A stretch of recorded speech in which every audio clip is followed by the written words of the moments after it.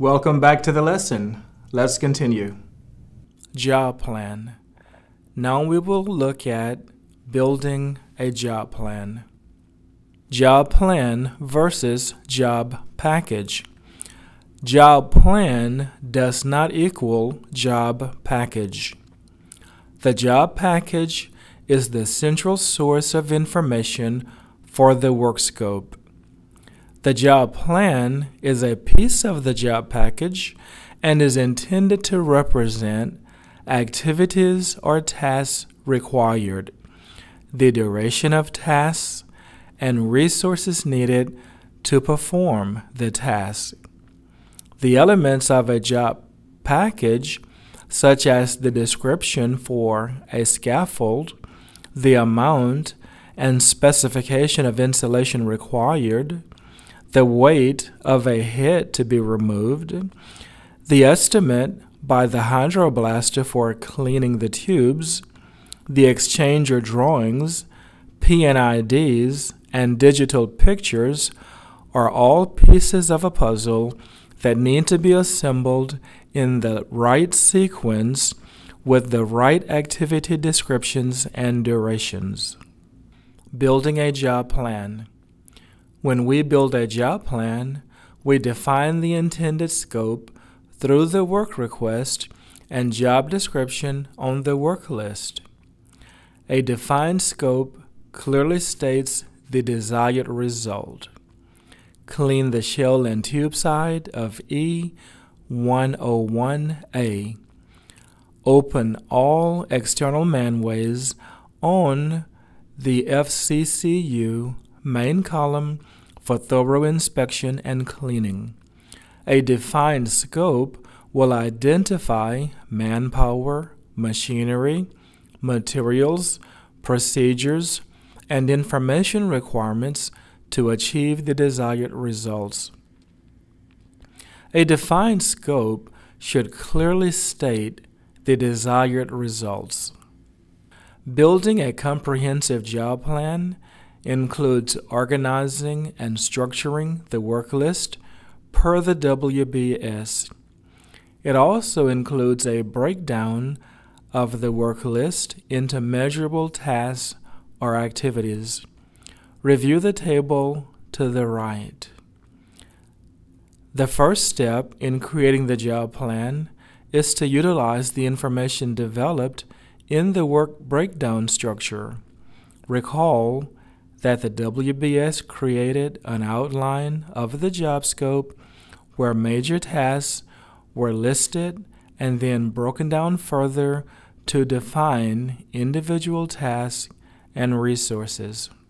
Elements needed to develop a job plan are the work request, bill of material and requisitions, inspection reports, equipment strategy development plan, drawings and P&IDs, vendor data sheets, equipment data sheets, photos, and site visit notes. An example of a to-do list may include make a bill of material, make a tool and equipment list, list environmental, health, and safety and regulatory concerns, perform repeated site visits, and establish an open items list. The to-do list may also include clarify scope, technical issues, constructability issues, etc. It may include revise and tweak job plan steps or package and assign work. The to-do list may also include procure resources and develop a simple schedule.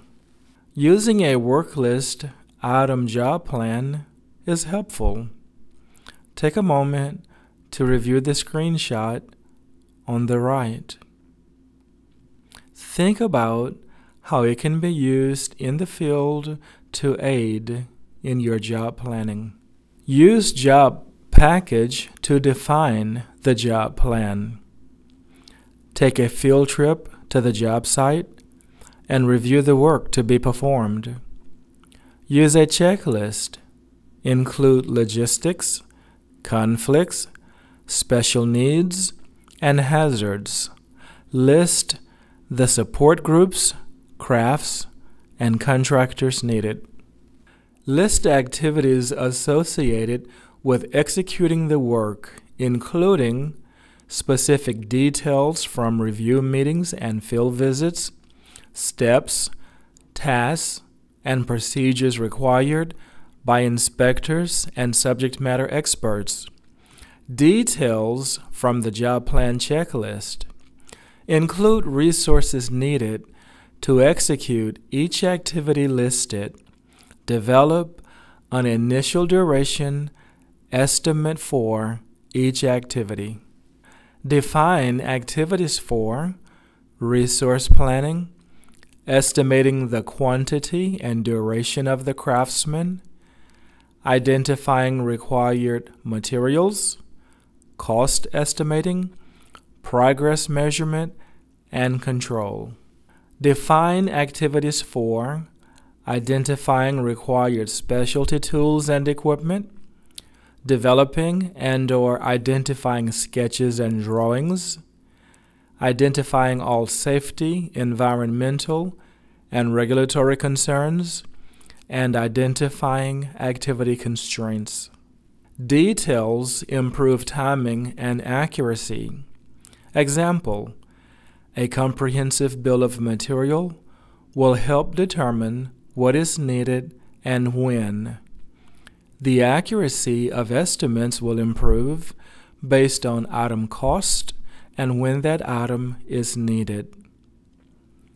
Below you will find a summary bar, which is to clean bundle E100. The details below are blind, pull head and parts, pull bundle, hydroblast. The activities or tasks required to perform the scope of work are the basis for the job plan. As a rule, an activity should be one shift or less in duration. It should be quantifiable and able to be completed by one primary craft. Activity durations are an estimate for the amount of time needed to perform a task. Duration estimates are based on time required for competent resources to execute the task. They account for the expected productivity of the crafts involved with the activity. They consider the environment in which the work will be performed. Use standards for common work and be consistent between jobs and planners. Durations should not include time allowances for lunch or between shifts. All other non-work time should be accounted for in the estimated activity durations.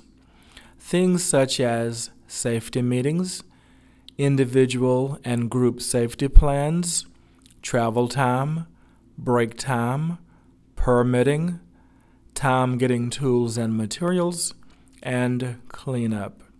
The basis for consistent and predictable estimates include experience and knowledge, subject matter expert input, history, norms and standards, demonstrated productivity factors.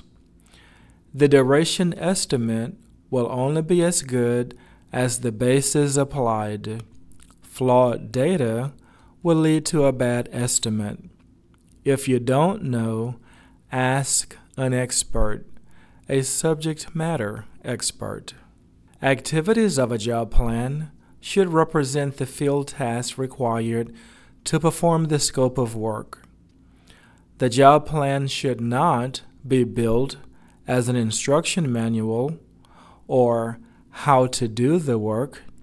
A quality job plan describes what needs to be done to complete the job, the amount of time required, the resources required.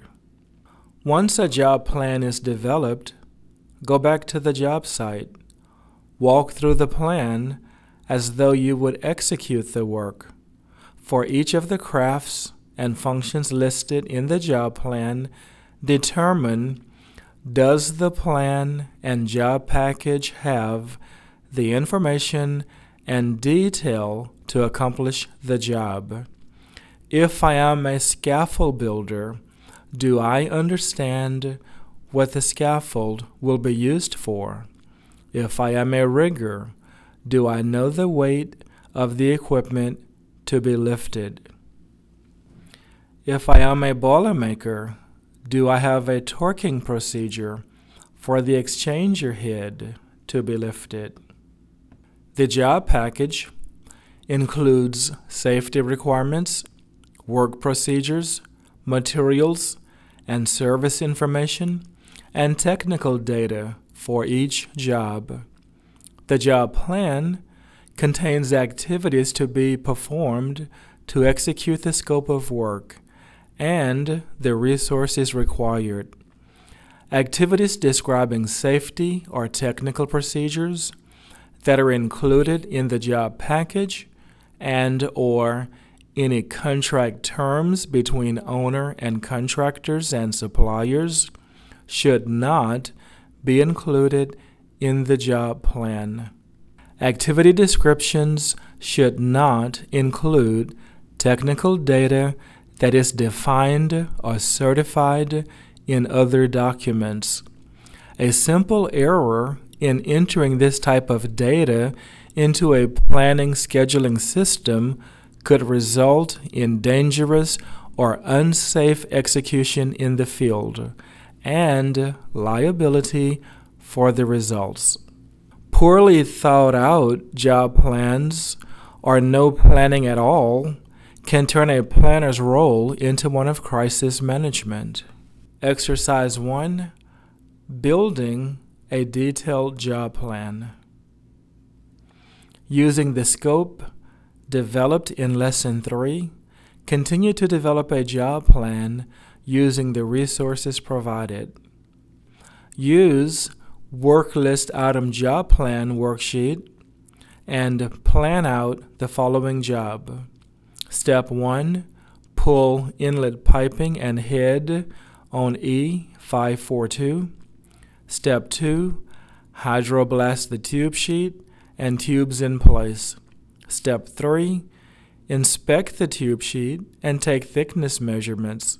Step 4. Reassemble E542 head and inlet piping.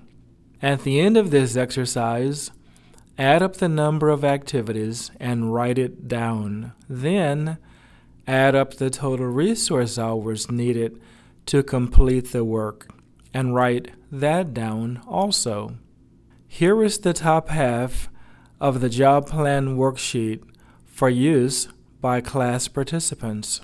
Here is the job steps portion of the job plan worksheet for use by the class participants.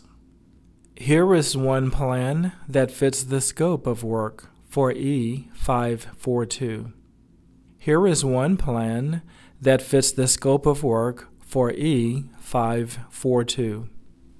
To continue your training, please click the button below.